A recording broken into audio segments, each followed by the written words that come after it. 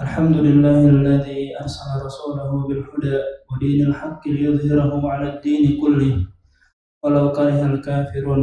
أشهد أن لا إله إلا الله وحده لا شريك له وأشهد أن سيدنا وحبيبنا وشفيعنا محمدا عبده ورسوله.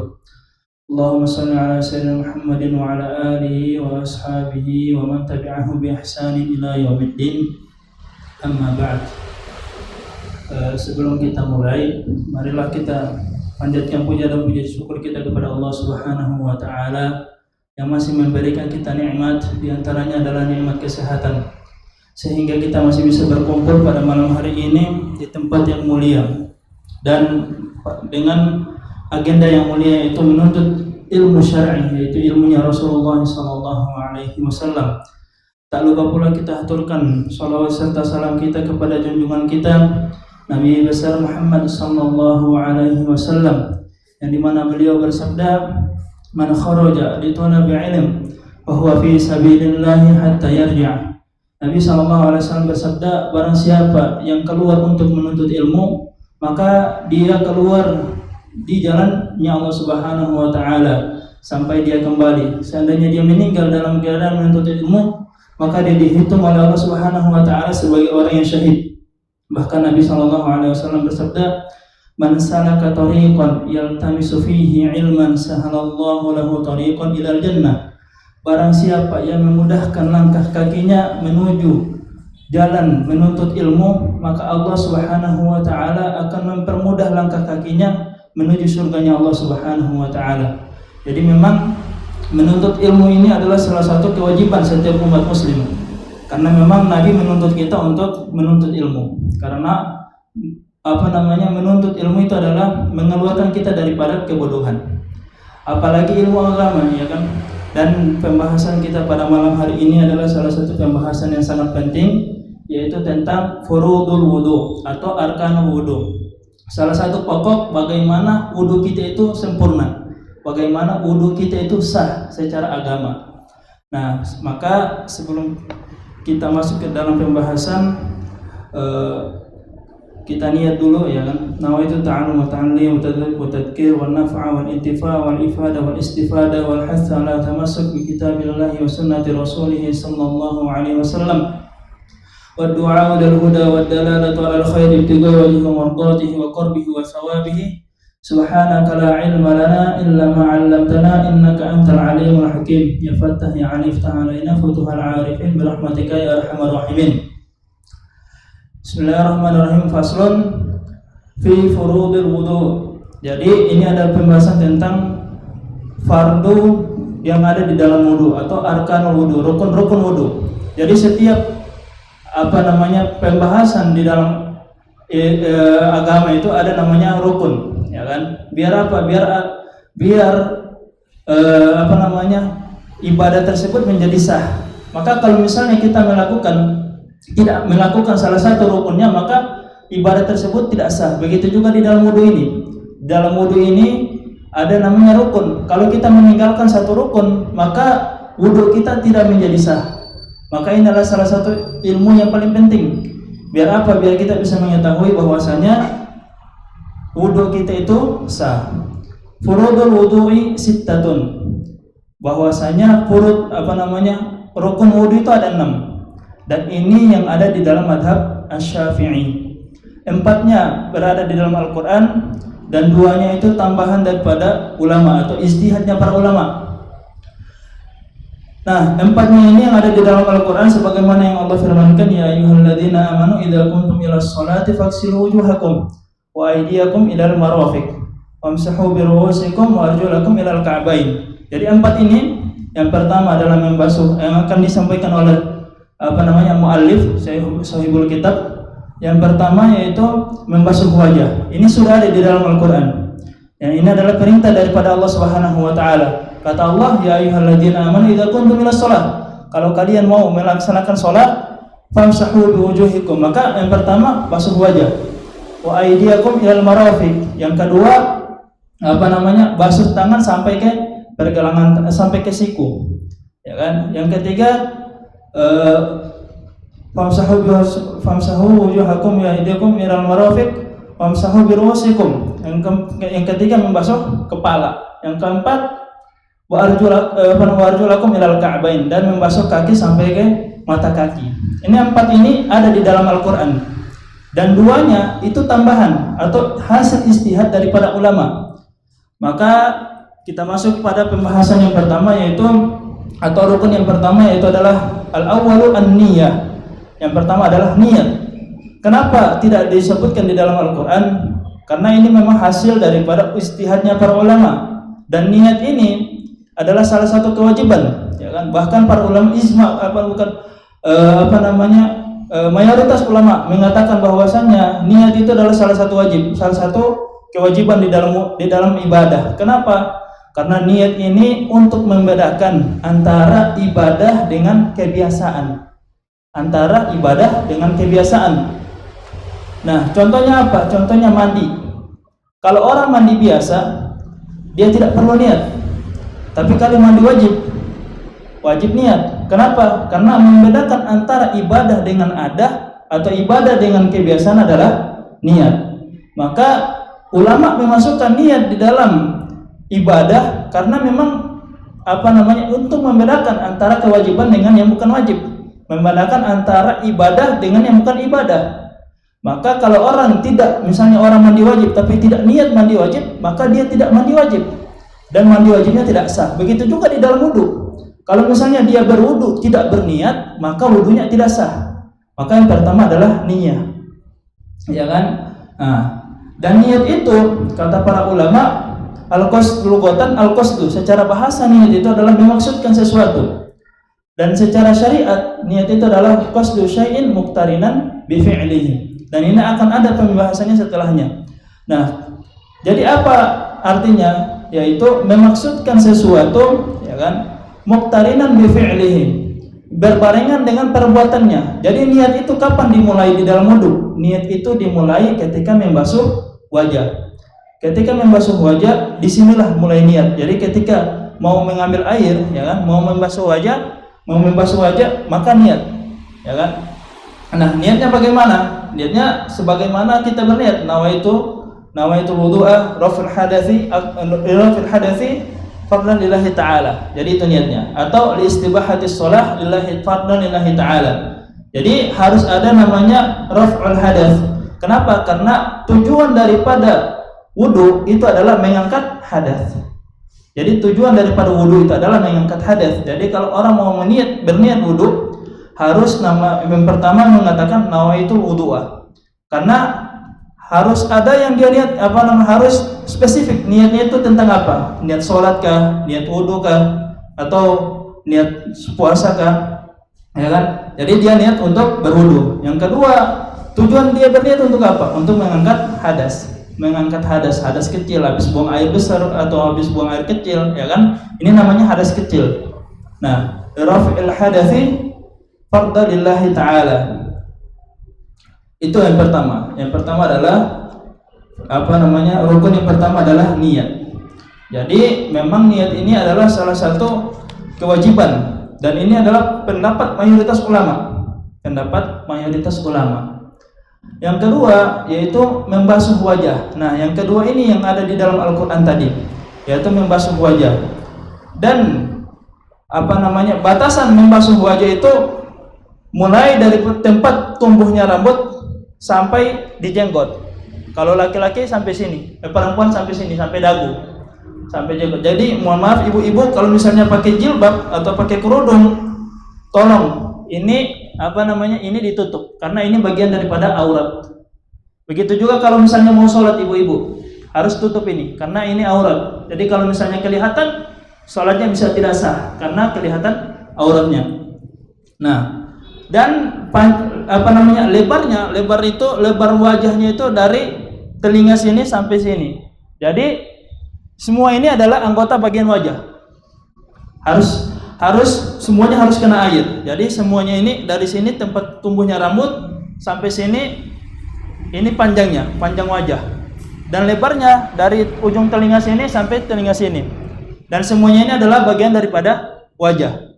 Dan ketika mau membasuh, ya kan, basuhan pertama walaupun misalnya tidak kena tidak apa-apa, tidak maksudnya tidak tidak merata.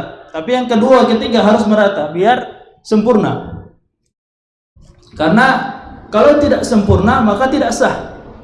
Ya kan? Nah, untuk bapak-bapak misalnya yang punya jenggot, yang punya brewok yang tebal, kalau misalnya dilihat, kalau misalnya jenggotnya tebal atau tidak itu dilihat. Kalau misalnya dia jenggotnya tebal itu, kalau misalnya kita ngomong sama orang, ya kan, ada orang di situ, dia lihat tidak kelihatan lagi apa namanya ini kulitnya itu, kulit dagunya tidak kelihatan, maka itu dihukumi tebal. Tapi kalau masih kelihatan, maka tidak tebal. Kalau kalau tidak kelihatan, maka dihukumi tebal. Nah, jadi itu batasan daripada wajah, ya kan? Begitu juga kalau misalnya nanti brewoknya juga, kumisnya juga, itu semua harus kelihatan, harus kena air, karena itu adalah bagian daripada wajah, alis. Nah, kecuali mata. Kalau mata ini dalamannya tidak harus, karena anggota tubuh yang wajib dibasuh hanya zahirnya saja. Kalau dalamnya tidak. Begitu juga kalau misalnya ada ibu-ibu yang misalnya ada kumis, atau ibu-ibu ada jenggot misalnya, wajib dibasuh karena bagian daripada wajah.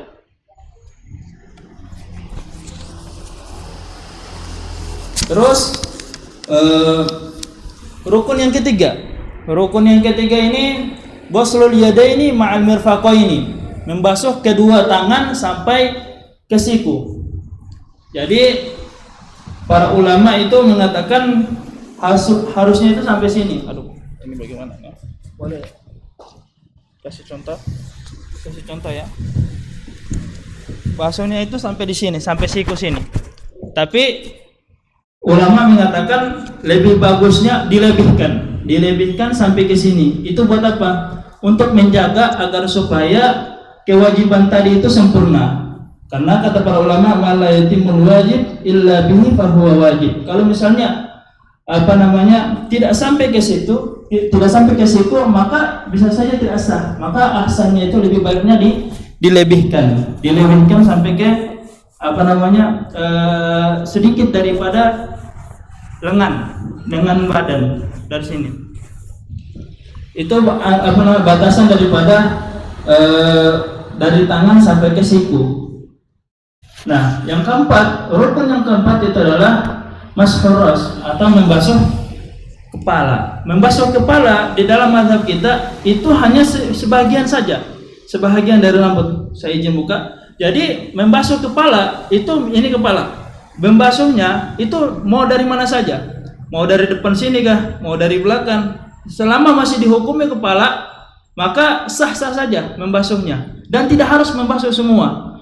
Wajibnya itu hanya membasuh sebagian saja.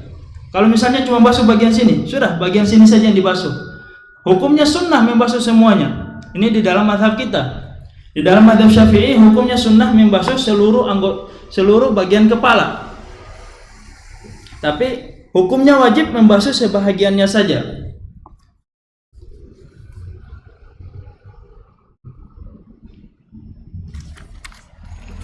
Dan rukun yang kelima yaitu ghuslur rijlaini ma'al ka'baini, membasuh kaki sampai ke telapak kaki. Tapi tidak, mohon maaf, ini tidak kelihatan. Membasuh kaki sampai ke telapak kaki. Ini yang wajib. Nanti yang sunnahnya nanti akan dijelaskan di dalam kitab ini. Jadi sampai di telapak kaki itu hukumnya wajib. Begitu juga sebenarnya hukum membasuh kaki ini dikiaskan juga dengan yang tangan tadi. Lebih bagusnya dilebihkan, karena agar supaya kewajiban itu terpenuhi. Kalau misalnya tidak terpenuhi, maka bisa jadi sholat kita wudu kita tidak sah. Kalau wudu tidak sah, maka sholat kita tidak sah juga.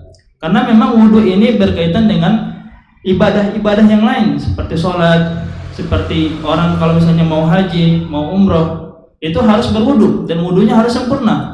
Kalau tidak sempurna, maka wudunya tidak sah. Maka ibadahnya juga tidak sah. Dan yang keenam, as-sadisu at-tertib, yaitu tertib, ya kan, sesuai dari yang pertama. sesuai urutan, artinya berurutan. Tertib itu artinya berurutan. Jadi harus sesuai dari yang pertama. Jadi tidak boleh baku-baku tukar. Kalau misalnya yang pertama membasuh wajah, ini yang wajib ya, membasuh wajah, membasuh tangan sampai ke siku, membasuh kepala, membasuh kaki sampai mencuci kaki sampai ke mata kaki, maka itulah tertib atau urutan. Kalau tidak berurutan, maka hukumnya tidak sah. Dan tertib ini mayoritas ulama mengatakan seperti itu juga, bahwasanya hukumnya adalah wajib. Kalau tidak tertib, maka wudunya tidak sah dan ibadah yang kita akan lakukan misalnya yang berkaitan dengan wudu juga tidak akan sah. Nah, kalau tidak sah maka wajib diulangi sholatnya atau wajib diulangi juga wudunya. Maka ini yang perlu kita perhatikan. Begitu juga sunnah-sunnah di dalam wudu. Sunnah-sunnah di dalam wudu ini ada banyak. Di antaranya bersiwak. Jadi disunahkan juga ketika sebelum berwudu itu bersiwak. Ya kan? Disunahkan sebelum berwudu bersiwak. Yang kedua, disunahkan membaca bismillah. Jadi sebelum memulai berwudu disunahkan membaca bismillah. Terus mencuci tangan. Jadi mencuci tangan ini hukumnya sunnah, ya, bukan wajib. Yang wajib itu membasuh tangan sampai ke siku tadi atau sampai ke pergelangan tangan tadi, sampai ke lengan sini tadi. Itu hukumnya wajib. Tapi kalau mencuci tangan ini hukumnya sunnah, bukan wajib. Begitu juga berkumur-kumur, hukumnya sunnah. Terus membasuh hidung itu hukumnya sunnah juga. Begitu juga melakukan 3 kali, ya kan? Itu hukumnya sunnah. 3 kali itu hukumnya sunnah, bukan wajib. Yang wajib hanya 1 kali. Nah, terus membasuh membasuh telinga ini, ya kan? Membasuh kedua telinga hukumnya sunnah, bukan wajib. Jadi kalau misalnya ada orang yang tidak membasuh telinga, maka tidak apa-apa. Tetap sah wudunya, tapi dia tidak mendapatkan kesunahan. Begitu juga mendahulukan tangan kanan dari yang kiri, itu hukumnya sunnah. Jadi kalau misalnya ada orang yang mendahulukan anggota kiri, tangan kiri dari yang kanan, maka tidak apa-apa, karena hukumnya sunnah. Dan begitu juga melebih-lebihkan, artinya melebih-lebihkan. Misalnya kalau tangan dari sini sampai sini, ada orang mau melebihkan sampai sini, itu hukumnya sunnah. Begitu juga kaki, misalnya ada orang mau melebihkan sampai ke ke betis, itu hukumnya sunnah. Dan itu lebih bagus karena biar kewajibannya dapat dan sunnahnya juga dapat, begitu.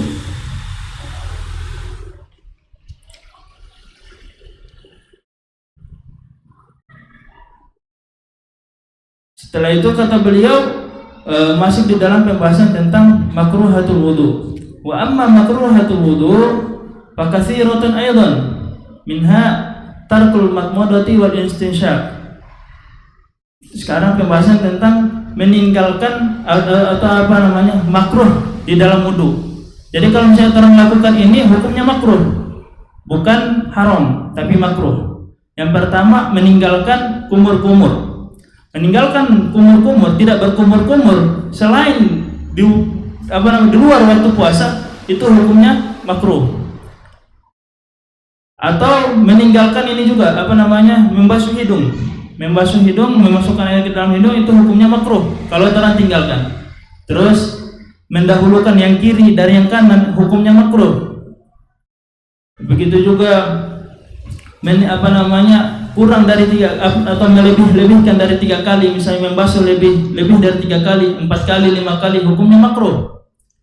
Nah, wal isti'anatu biman yaghsil a'dahu bi ghairi 'udhrin. Makruh juga meminta pertolongan orang lain untuk berwudu. Misalnya ada orang mau berwudu pakai gayung misalnya. Nah, dia minta tolong sama orang lain untuk kasih air sama dia, hukumnya makruh. Jadi bagusnya itu berwudu mandiri, harus sendiri berwudu. Ambil air dari gayung, terus tuangin di tangan sendiri. Karena kalau minta tolong sama orang lain hukumnya makruh. Wa naqsu anha wa takhlilul lihyati lil muhrimi 'inda ramli. Wa qala Ibnu Hajar wal wudu'i. Wal israfu fi sabbi, dan mubadir dalam berwudu juga hukumnya makruh. Jadi kalau boleh pakai air sedikit-sedikit saja. Nabi itu kalau berwudu tidak lebih daripada 1 gelas air, tidak lebih daripada itu. Kalau untuk yang wajib cukup sekali. Bahkan kalau ini air 1 gelas 1 botol begini, kalau untuk berwudu dengan sunnahnya juga cukup. Kalau misalnya bisa pakai untuk berhemat, karena memang disunahkan berhemat. Kalau tidak, nanti masuknya ke dalam yang makruh. Faslun fi niyyati wa tartib. An-niyyatu qasdu syai'in muqtarinan bi fi'lihi wa mahalluha al-qalbu wa talaffuz biha sunnatun wa waqtuha 'inda ghusli awwali juz'in min al-wajhi wa tartibu alla yuqaddamu 'adwun 'ala 'udwin. Di sini beliau mengatakan niat itu adalah memaksudkan, ini yang sudah saya jelaskan tadi, ini dijelaskan oleh sama beliau lagi. Jadi kata beliau, niat itu adalah memaksudkan ketika kita mau melakukan suatu perbuatan, satu ibadah. Wa mahalluhal qalbu. Jadi niat itu tempatnya di hati, bukan di dalam ucapan. Wa talaffuz biha sunnah, dan mengucapkan niat itu hukumnya sunnah. Jadi kalau misalnya mau berniat nawaitul ghusla, nawaitul wudu'a, itu di dalam hati, bukan di dalam lisan, bukan di dalam mulut. Jadi kalau mau mengucapkan itu hukumnya sunnah, dan tidak dihukumi niat tersebut. Tidak sah niatnya kalau cuma di dalam lisan saja, tapi harus di dalam hati juga. Jadi ketika mau mencuci muka itu harus berbarengan dengan niat di dalam hati. Begitu. Waktuha, dan waktunya kapan? Inda ghusli awwali juz'in minal wajhi, ketika mau membasuh wajah. Ini di dalam wudu, ya kan? Wa tartibu alla yuqaddamu 'adwun 'ala 'udwin, dan tertib itu adalah tidak mendahulukan anggota badan yang lain dari yang lain. Faslun fi aqsamil ma'i wa ahkamihi. Al-ma'u qalilun wa katsirun. Al-qalil ma dunal qullataini wal katsiru qullatan fa aktsar. Ini sekarang pembahasan tentang air. Di sini beliau mengatakan air itu ada yang banyak, ada yang sedikit. Nah, air yang sedikit itu kurang dari 2 kullah. Ulama mengatakan 2 kullah itu adalah 210 liter atau 220 liter, sekitaran sebegitu. Jadi air kalau lebih daripada kurang daripada 220 liter, maka dihukumi airnya adalah air yang sedikit. Ya kan? Nah, hubungannya apa? Hubungannya kalau misalnya air tersebut kemasukan najis, maka hukumnya bernajis. Atau misalnya kemasukan bangkai, maka hukumnya bernajis juga karena kena bangkai. Tapi kalau air banyak, yaitu air yang lebih dari 2 kullah, maka ketika misalnya kemasukan najis dan tidak berubah warnanya, tidak berubah rasanya, tidak berubah baunya, maka tidak dihukumi najis dan boleh dipakai untuk bersuci. Wal qalilu yatanajjasu biwuqu'in najasati fihi wa illam yataghayyar, kata beliau.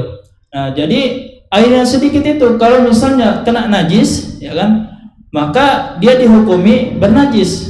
Atau misalnya kecampur dengan sesuatu, berubah dia, maka hukumnya tidak menjadi air yang suci lagi. Wal katsiru la yatanajjasu illa idza taghayyara ta'muhu aw launuhu aw rihuhu. Dan air yang banyak itu dia air yang tidak berubah, ya kan? Tidak bernajis kecuali dia berubah dari segi bau, dari segi rasa, dari segi warna. Nah, jadi kalau tidak berubah 3 hal tersebut, maka dia tidak dihukumi bernajis. Contohnya bagaimana? Misalnya ada air yang lebih daripada 220 liter tadi, ya kan? 220 liter tadi di bak mandi misalnya, kemasukan najis, kemasukan bangkai atau kemasukan sesuatu, ya kan? Tidak berubah dia.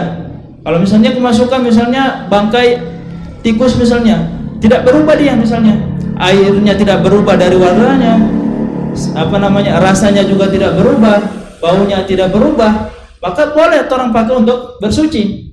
Tapi kalau dia berubah, salah satu saja berubah, maka dihukumi mutanajis atau air yang bernajis, air yang sudah bercampur dengan najis. Tapi kalau tidak berubah maka tidak dihukumi, tetap boleh dipakai untuk bernajis, boleh dipakai untuk berwudu. Beda lagi dengan air yang sedikit, walaupun dia kelihatan banyak sekali, tapi karena tidak sampai 2 kullah, kalau dia tercampur dengan sesuatu, misalnya tercampur dengan yang benda yang bernajis, atau bukan yang bernajis, misalnya tercampur kopi, ya kan, walaupun dia tidak berubah, warnanya tidak berubah, baunya tidak berubah, tetap tidak boleh dipakai untuk berwudu, tidak boleh dipakai untuk mandi. Kenapa? Karena airnya bukan air suci. Nah, jadi air suci itu kalau misalnya dia lebih dari 220 liter tadi, maka dia dihukumi air yang suci selama tidak berubah. Tapi kalau misalnya airnya sedikit kurang daripada itu, kalau dia tercampur dengan sesuatu walaupun tidak berubah dari segi warna, bau dan rasa, maka hukumnya tidak boleh dipakai untuk bersuci.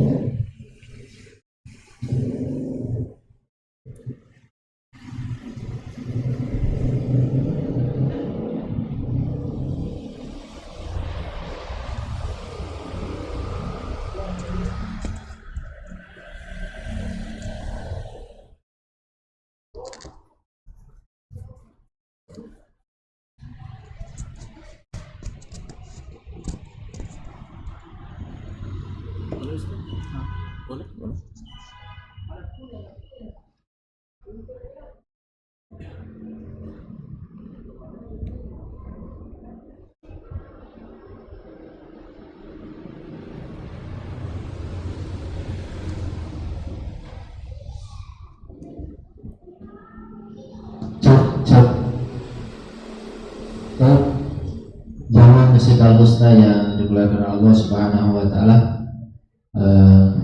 silakan dinikmati dulu sarapannya. Dan kepada para jamaah yang punya pertanyaan terkait dengan rukun-rukun wudu, ya, itu sudah sampai juga bahasan pada air. Jadi kami persilakan jika ada yang ingin ditanyakan, dan ini pertanyaan tidak harus sesuai dengan tema, jadi silakan saja. Misalnya ada sesuatu yang mengganjal, misalnya ada permasalahan rumah tangga di bawah di sini, ya, kami persilakan kepada para jemaah.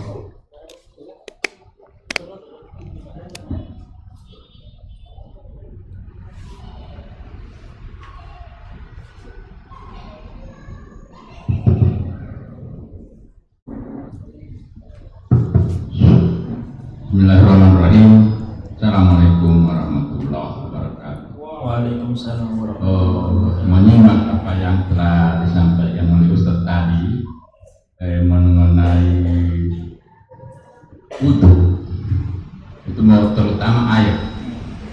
Misalnya begini Pak Ustaz, ada musim seperti musim sekarang ini, musim penghujan, kadangkala itu air ikan itu kabur. Lalu bagaimana, apakah itu masih bisa dipakai untuk wudhu? Barangkali. Terima kasih. Assalamualaikum warahmatullahi wabarakatuh. Jadi kalau misalnya airnya berubah, misalnya jadi kabur karena gara-gara misalnya karena bercampur dengan tanah misalnya, itu tidak mempengaruhi air tersebut. Jadi airnya tetap dihukumi dengan air yang suci. Yang menjadi permasalahan itu kalau misalnya airnya tercampur misalnya dengan kopi atau dengan saraba, dengan gula, maka airnya akan bermasalah. Tapi kalau misalnya bercampur dengan tanah, tidak dihukumi bermasalah air tersebut, tetap dihukumi air yang suci dan bisa mensucikan. Ya.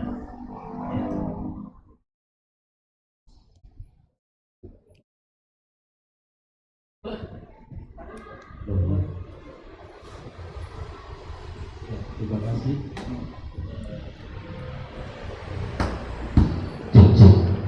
Ya, seperti biasanya sebelum ke pertanyaan itu, insya Allah kajian tentang fikih ya, Safinatun Najah. Ya, alhamdulillah tahun kemarin pernah ada yang membawakan fikih Safinatun Najah, dan terhenti. Insya Allah Ustaz bisa istiqomah. Insyaallah, amin. Jangan seperti Ustaz yang kemarin. Ya. Kemudian tadi tentang rukun wudu. Kalau tentang apa ya, mazhab Imam Syafi'i ya, jadi disunahkan untuk membasuh sebagian. Wajib membasuh sebagian. Iya. Sunnah hukumnya membasuh seluruhnya. Bagaimana kita yang berpemahaman mazhab Syafi'i, kita kan mengikuti umroh, dan salah satu yang membatalkan wudhu itu adalah bersentuhan dengan wanita. Jadi kami itu bukan mau berabai, jadi perbandingan ya. Disarankan itu untuk membasuh kepala itu sampai ke seluruh kepala. Maksudnya memakai mazhab yang lain. Jadi mungkin penjelasannya Ustadz. Kemudian tadi itu saya bingung. Memang saya sempat tanya, kalau boleh untuk wudhu itu dilebihkan, sedangkan dalam agama itu berlebih-lebihan itu dilarang, mubazir. Tapi sudah dijelaskan. Jadi mungkin mohon penekanan berlebihan yang bagaimana. Terima kasih. Assalamualaikum warahmatullahi wabarakatuh. Waalaikumsalam warahmatullahi wabarakatuh. Jadi kalau di dalam orang berumroh ya kan, terutama di saat lagi rame-ramenya ya kan. Kadang kan kalau umroh kan rame sekali ya kan. Nah, jadi bahkan para ulama itu suruh kita taklid ke mazhab yang lain, mazhab Maliki. Biar apa? Biar tidak menyusahkan kita juga. Soalnya kan nanti kalau misalnya umroh bersentuhan dengan perempuan bisa batal ya kan. Nah, maka bisa taklid ke mazhab yang lain, tidak perlu lagi untuk berwudu. Karena ada mazhab yang membolehkan misalnya bersentuhan tidak membatalkan selama tidak ada syahwat. Ya kan? Nah, jadi kalau mazhab yang lain kayak mazhab Maliki itu tidak mensyaratkan ketika bersentuhan dengan lawan jenis itu harus berwudu, tidak membatalkan wudu bagi mereka selama tidak menimbulkan syahwat. Nah, jadi boleh orang taklid ke sana ke mazhab Maliki.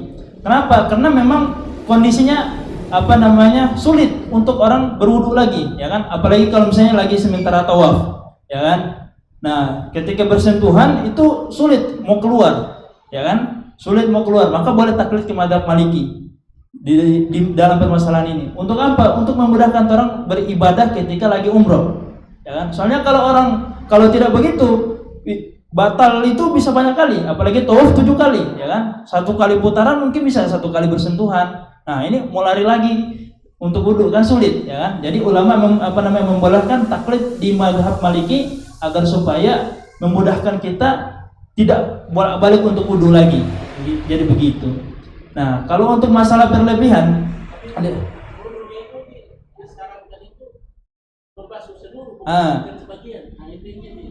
kalau masalah wudu ini tadi itu masalah di masalah umroh. Tapi kalau masalah wudunya mazhab Maliki tidak seperti orang.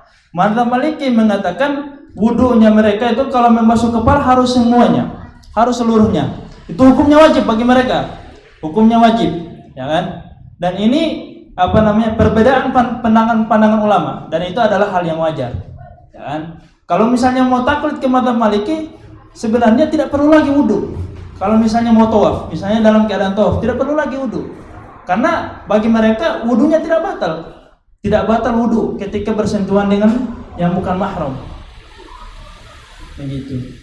Nah, kalau masalah berlebihan yang saya maksudkan tadi itu adalah melebihkan ketika membasuh anggota badan tadi itu disunahkan melebihkan, ya kan? Bahkan para ulama mengatakan hukumnya wajib dilebihkan sedikit. Kenapa? Agar supaya menghindari yang namanya menghindari kehati-hatian tadi, menghindari keraguan-raguan juga. Karena kalau tidak begitu bisa jadi ragu ada timbul di dalam hati itu, ada keraguan dalam hati. Ini sudah sampai sampai batasan yang dianjurkan diwajibkan tidak. Kalau tidak begitu bisa jadi kalau ragu, nah jadi kan kalau ragu bisa jadi tidak sah tadi terampi wudu tadi itu. Maka lebih bagus dilebihkan sedikit agar supaya menghindari keraguan-raguan tadi dan kehati-hatian tadi. Tidak. Tidak. Nah, hukumnya sunnah melebihkan. Yang mubadir di air. Nah, kalau misalnya ada pakai keran ya kan, terlalu kencang di air, nah, bisa jadi di situ hukumnya makruh kalau melebihkan pakai air. Nah, yang penting jangan sampai pakai air 1 gelas begini cuma untuk 1 anggota badan. Itu hukumnya makruh, bahkan bisa jadi haram. Ada lagi? Ibu-ibu, nah selama ibu-ibu so pintar sama di sini Ustaz. Alhamdulillah. Saya tanya yang sebetulnya Ustaz, kira-kira apa hukumnya kita melakukan yang makruh di dalam masalah wudu? Kita melakukan hal-hal yang makruh, apakah hal tersebut bisa membuat wudu itu tidak sah atau berefek pada hal yang mana? Atau misalnya ada pertanyaan yang selanjutnya Ustaz, bagaimana jika kita hanya mengambil sebagian sunnah wudu? Misalnya orang itu ketika dia berwudu dia tinggalkan istinsyaq, dia menghirup hidung, dia langsung basuh wajah, kemudian sebagian sunnahnya dia praktekkan seperti membasuh telinga. Nah, kira-kira bagaimana hukumnya itu Ustaz? Yang pertama tentang orang yang melakukan makruh di dalam wudu, dan yang kedua orang yang mencampur atau mengambil sebagian sunnah dalam wudu. Ustaz. Baik. Jadi hukum makruh itu tidak membatalkan wudu selama tidak melakukan pembatal wudu, ya kan? Nah, hukum makruh tidak mendapatkan pahala kalau dilakukan, dan ditinggalkan mendapat pahala. Makruh itu kalau ditinggalkan mendapat pahala, kalau dilakukan tidak mendapat pahala. Itu hukumnya makruh, kebalikan daripada sunnah. Nah, kalau misalnya dia melakukan kemakruhan, maka dia tidak mendapatkan pahala di situ tadi. Jadi hukumnya tetap sah wudunya tetap sah, tapi tidak mendapatkan pahala. Jadi kalau misalnya dia tidak berinstingsa, misalnya tidak memasukkan air ke dalam hidung, maka dia tidak dapat pahala di situ. Atau dia tidak berkumur-kumur misalnya, maka dia tidak dapat pahala di situ. Atau dia tidak basuh telinga misalnya, maka dia tidak dapat pahala di situ. Ya kan? Karena hukumnya makruh, jadi dia wudunya tetap sah, tapi tidak dapat pahala. Tidak dapat pahala sunnah, tidak dapat pahala kesunahan tersebut. Kalau misalnya dia cuma melakukan sebagian kesunahan, ya berarti dia cuma dapat bagian sunnah yang tadi dia lakukan. Adapun sunnah yang dia tinggalkan, dia tidak dapat pahala di situ. Dan hukum wudunya tetap sah. Nah, jadi harus paham 6 rukun tadi ini, ya kan? Agar apa? Agar ibadah kita tetap sah. Jadi kenapa ulama mengatakan harus mengetahui rukun-rukun di dalam ibadah, agar supaya orang tahu ibadahnya orang itu sah. Karena kalau orang tidak tahu, mohon maaf, ibadah bisa jadi tidak sah. Karena kata para ulama, fa'alimun bi'ilmihi lam ya'malan mu'adzabun min qabli ubadil wathan, wa kullu man bi ghairi ilmin ya'malu a'maluhu mardudatun la tuqbalu. Dan semua orang yang beramal tanpa berilmu, maka amalannya tidak diterima. Jadi jangan sampai beramal dalam keadaan jahil, karena amalan tersebut bisa jadi tidak diterima. Nah, jadi kalau mau beramal harus tahu dulu. Sholat itu harus tahu dulu. rukun-rukun sholat itu apa saja. Kenapa? Karena kalau orang tidak tahu, bisa jadi orang melakukan pembatal-pembatal di dalam sholat tadi. Begitu juga di dalam wudhu. Kalau misalnya orang tidak tahu rukun-rukun wudhu, tidak tahu pembatal-pembatal wudhu, jangan sampai orang melakukan pembatal wudhu, tapi orang tidak tahu kalau orang wudhu ini so batal. Nah, maka harus tahu. Kenapa? Karena kalau tidak tahu, kalau wudhu tidak sah, sholat tidak sah, dan wudhu sama sholatnya harus diulang kembali. Maka alhamdulillah ada kajian-kajian seperti ini, biar apa? Biar bisa orang bisa tahu bahwasanya ada di dalam agama itu ada rukun wudhu, ada rukun sholat, ada rukun puasa nantinya. Biar biar ibadah yang orang lakukan selama ini diterima oleh Allah Subhanahu wa taala, ya kan? Karena kalau tidak sah, maka bisa jadi ibadah itu tidak diterima. Karena memang ulama itu sudah kasih tatanan-tatanan dalam beribadah. Cara beribadah itu sudah dikasih oleh para ulama, sudah disusun, dan itu sudah diajarkan oleh Nabi juga. Nah, jadi yang rugi itu kalau orang tidak mau belajar. Yang rugi itu kalau orang tidak mau belajar. Jangan sampai sudah 60 tahun, 50 tahun beragama, berislam, sholat, puasa, tapi tidak diterima oleh Allah. Itu yang jadi masalah. Maka alhamdulillah orang datang sini, ya kan, belajar sama-sama, biar supaya ibadah ini sah di mata agama dan insya Allah diterima oleh Allah Subhanahu wa taala. Ada lagi? Ya.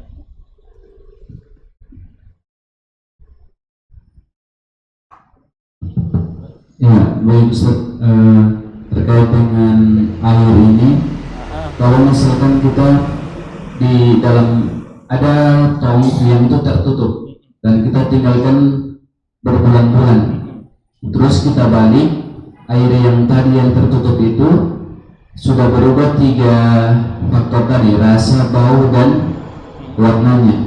Apakah air tersebut masih bisa digunakan untuk berwudu atau bagaimana Ustaz? Kalau dia berubah air tersebut dengan benda najis, ya kan? Dengan benda najis misalnya. Dan orang tahu ada najis di dalam, maka tidak boleh pakai untuk bersuci lagi. Tapi kalau dia berubah misalnya dengan lumut, ya kan? Biasa tong itu kalau tak tutup ada lumut di dalam, itu tidak jadi masalah. Itu tidak jadi masalah. Atau dengan ada berubah jadi kayak bau tanah, itu tidak jadi masalah. Nah, karena kembali lagi, kalau orang yakin bahwasanya perubahan tersebut itu bukan berubah dengan sesuatu yang najis atau dengan cairan yang lain atau dengan benda yang lain, melainkan dengan berubah tersebut dengan lumut tadi atau dengan tanah, itu tidak jadi masalah. Tapi kalau berubah dia dengan dengan cairan kayak kopi atau dengan dengan benda najis, maka tidak boleh dipakai untuk bersuci. Gitu. Ya Ustaz, kalau misalkan airnya itu ada jentik-jentik nyamuk, itu kira-kira bagaimana Ustaz? Ada jentik-jentik nyamuk. Nah, kalau misalnya ada nyamuk mati di situ, ya kan? Ada nyamuk mati di situ, kalau dia berubah, ya kan? Dia berubah juga di situ, ya kan? Gara-gara nyamuk bisa hukumnya bisa menjadi mutanajis. Kalau dia berubah gara-gara nyamuk tadi. Tapi kalau misalnya, mohon maaf, nyamuk itu kalau dia di dalam air, ya kan, kalau di dalam air tidak memudaratkan air. Nyamuk di dalam air tidak memudaratkan air. Karena hewan yang tidak mempunyai darah, ya kan, ketika dia di dalam air, dia tidak memudaratkan air tersebut. Kembali lagi di dalam keyakinan. Kalau orang yakin air ini berubah bukan karena sesuatu yang bernajis, bukan karena sesuatu yang dari benda lain, maka tidak mengapa, bisa dipakai untuk bersuci. Tapi kalau orang yakin air ini sudah bercampur dengan sesuatu yang bernajis atau sesuatu cairan yang lain, maka tidak boleh dipakai untuk bersuci. Jemaah sekalian, boleh silakan bertanya, tapi mungkin akan dijawab setelah azan. Tapi sekarang ditanya saja. Ini Pak Ustaz, kan misalnya kalau melakukan rukun wujud di semuanya itu sudah dilakukan, Gimana? Kalau semua rukun wudhu ini sudah Rukun wudhu. sudah dilakukan. Namun di sini ada lupa membaca basmalah Bismillahirrahmanirrahim. Kira-kira bagaimana ini? Nah, kalau tadi kan sudah dibaca bahwasanya Bismillah itu hukumnya sunnah, ya kan? Hukumnya sunnah, jadi tidak mengapa kalau misalnya tidak baca Bismillah, hukumnya tidak mengapa. Sah, wudhunya tetap sah, karena Bismillah bukan bagian daripada wudhu, bukan bagian daripada rukun, begitu. Tapi Pak, kalau sejarah Nabi, para sahabatnya itu lupa mengucapkan Bismillah. Nabi akan tahu itu dulu, karena kita mengucapkan Bismillah. Kira-kira bagaimana? Iya.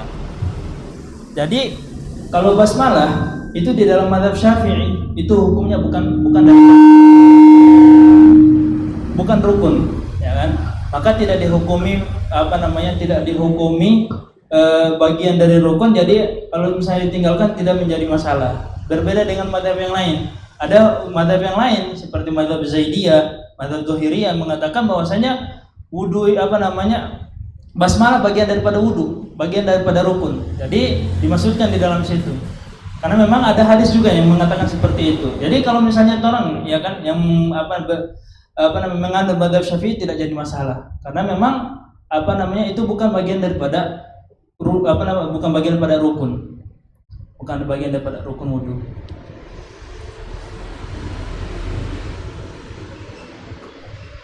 Izin Ustaz. Ya. Sudah karena lupa apa yang mau tanya ini.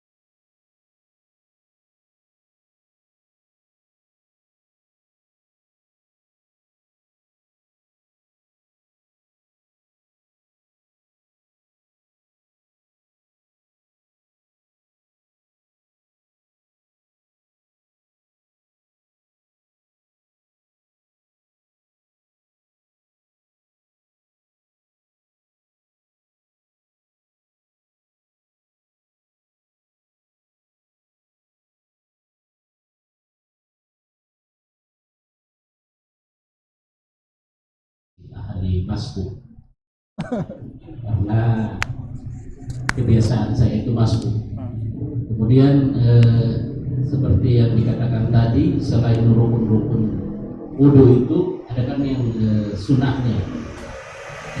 Bagaimana Ustaz bisa kita masuk dan ingin masuk ke sholat jamaah, di saat mengambil wudu pertama itu kita laksanakan sunahnya. Cuman pada saat sudah melewati membasuh muka, perasaan itu tentu iya, jadi diulang kan? Diulang tentu. Jadi supaya mendapati sholat berjamaah ini, maka saya hanya melaksanakan yang rukun itu. Apakah saya mendapatkan pahala sunnah tersebut?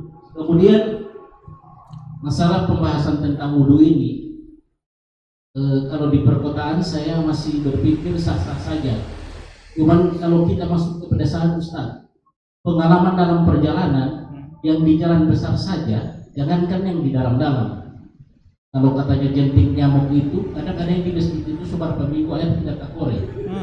Iya kan? Dia di dalam-dalam. Cuma ini yang di pusat, di jalan besar saja, pengalaman kami mau singgah sholat, tempat buang air kecilnya kurang jelas, kita mau wudhu ke situ, yang dikhawatirkan orang buang air kecil di situ. Jadi mungkin mohon penjelasannya. Siapa tahu ada dari Sabab Al-Husna yang bisa roadshow ke desa-desa. Terima kasih. Assalamualaikum warahmatullahi wabarakatuh. Oke, jadi yang pertama, apakah masih dapat pahala sunnah begitu ya? Nah, jadi kalau misalnya wudunya tidak sempurna, artinya tidak selesai sampai selesai, mohon maaf tidak dapat, karena memang dihukumi kalau orang tinggalkan kesunahan tadi, maka tidak dapat pahala sunnah.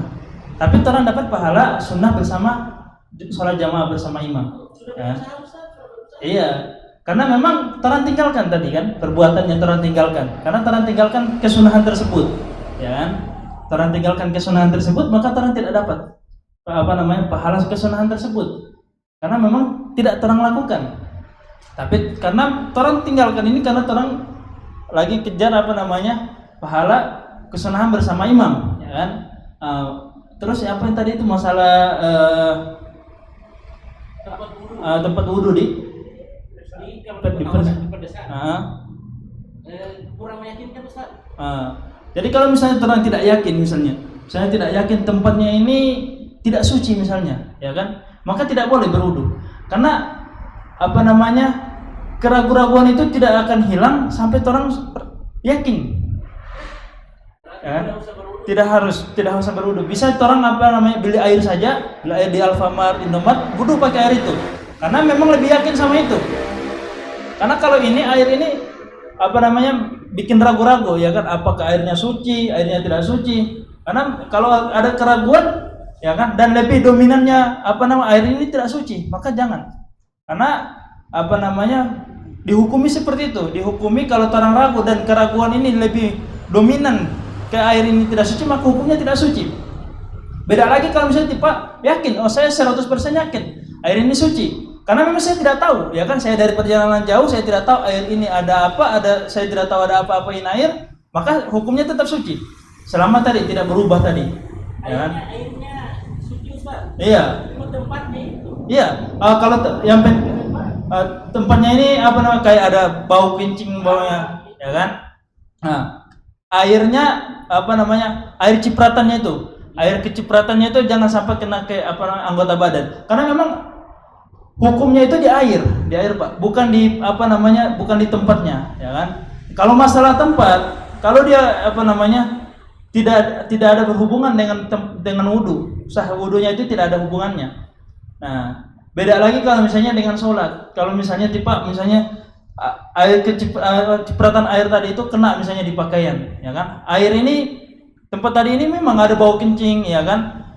Kena di situ, kena sama orang terciprat sama orang pakaian, maka pakaian ini mutanajis, maka harus diganti atau dibersihkan biar bisa pakai untuk sholat. Tapi kalau untuk masalah wudu hukumnya tetap suci, tetap sah. begitu. Karena tidak ada hubungannya. Misalnya lagi ada najasa misalnya, ada najis misalnya di kaki misalnya, tiba berwudu, ya kan? Atau misalnya di mana? Atau di sini misalnya di paha misalnya, ada najis, tiba berwudu, sah pakai wudu. Karena najis itu tidak menghalangi orang untuk berwudu, tidak menghalangi wudu tersebut. Gitu. Kecuali memang di tempat-tempat wudu, di anggota badan yang dikhususkan untuk berwudu. Nanti akan ada pembahasan tentang syurut wudu. Di antaranya adalah air itu harus sampai ke anggota badan, harus sampai di anggota badan yang akan dibasuh, dan tidak ada penghalang di anggota badan tersebut. Di antara penghalang itu kalau misalnya ada ada najasa, atau misalnya ada hand body atau apa begitu yang ada di ini, hal itu harus dihilangkan dulu, gitu. Biar air itu sampai ke anggota badan, gitu.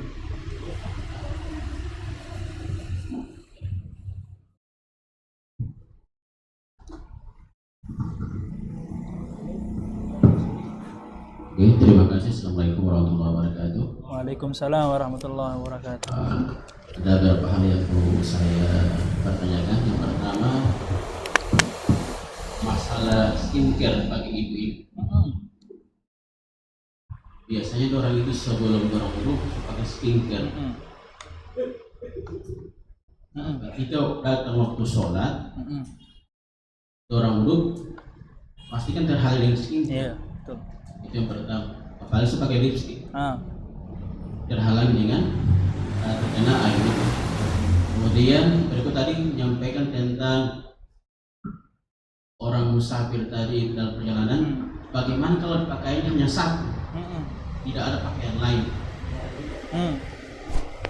Nah itu tidak. Tadi seperti tadi air najis kan, dari tempat najis itu dipercikan karena dalam perjalanan biasanya laki-laki itu kencinya rata-rata berdiri. Saya perhatikan. Maka kita masuk ke WC itu, kita wudhu, karena kita tanpa wudhu di luar, di tempat di kamar mandi itu, terpaksa kita wudhu situ, maka tidak sengaja kita terpercik dengan air najis tadi, dengan pakaian kita yang sama. Itu yang kedua. Kemudian yang ketiga, masalah tentang contohnya kalau ada seorang pemuda yang dia itu tak pernah ketinggalan takbiratul ula, apakah boleh dia ketika dia agak terlambat, dia hanya melaksanakan yang rukun saja karena dia menjaga takbir ulanya itu, apakah boleh? Saya kira seperti itu. Jadi yang pertama skincare ya, masalah skincare ibu-ibu ya. Jadi masalah skincare ini kalau misalnya menghalangi, ya kan, menghalangi air sampai ke kulit, air sampai ke anggota badan wudu, maka harus dihilangin dulu skincare-nya itu. Sudah hilang semua baru itu berwudu. Itu harus dihilangin pertama. Karena memang itu menghalangi air sampai ke kulit. Kalau memang dihukumi menghalangi, tapi kalau tidak menghalangi tidak apa-apa. Ya kan? Nah, tapi kalau selama dia menghalangi air untuk sampai ke kulit, ya kan? Jadi menghalanginya itu bagaimana? Kalau misalnya basuh wajah ini ada bekas atau sisa-sisa dari skincare itu masih ada misalnya, maka harus kasih hilang dulu. Tidak boleh. Tidak boleh. Nah, jadi solusinya untuk ibu-ibu juga itu wudu dulu sebelum pakai skincare, ya kan?